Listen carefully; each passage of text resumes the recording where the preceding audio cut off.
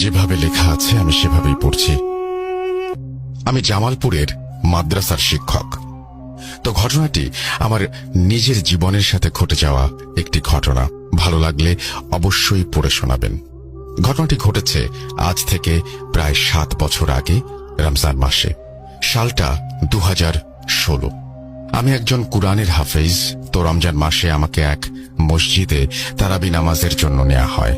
সঙ্গত কারণে সেই জায়গাটার নাম অনুল্লেখ থাকলো। তো আমাকে যে মসজিদে নেওয়া হয় সে মসজিদটা ছিল এক অজপাড়া গাঁয়ের জঙ্গলের মধ্যে।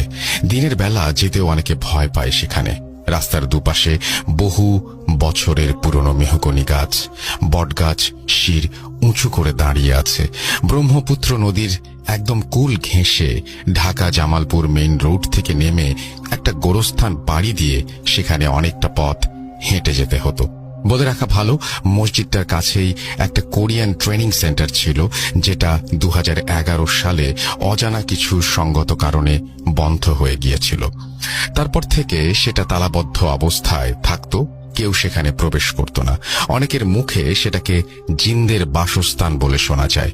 প্রচন্ড সাহসী হওয়ায় এই ব্যাপারগুলোকে আমি একদমই পাত্তা দেইনি বলেই চলে। তো কথা না বাড়িয়ে চলে যাওয়া যাক মূল ঘটনায়। 17 রমজানের দিন ইফতার করার পর আমি সেই মসজিদের উদ্দেশ্যে রওনা হলাম আমার বাড়ি থেকে। আমি আগেই বলেছি মসজিদটি ছিল এক অজপাড়া গাঁয়ে। অন্যান্য সময় দিনের বেলা যেখানে মানুষের আনাগোনা দেখতে পাওয়া দুষ্কর ব্যাপার, সেখানে রমজান মাসে ইফতারের পর মানুষের আনাগোনা দেখতে পাওয়া তো বিশাল বিলাসিতার ব্যাপার।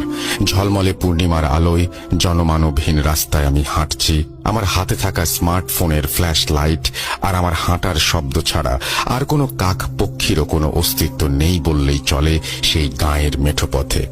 তো আমি যখন সেই গোরস্থানটা পার হয়ে সেই ট্রেনিং সেন্টারের মেইন গেটের সামনে গিয়ে পৌঁছেছি, আচমকা বিশাল এক বজ্রপাতের আওয়াজ হলো সেই গেটে।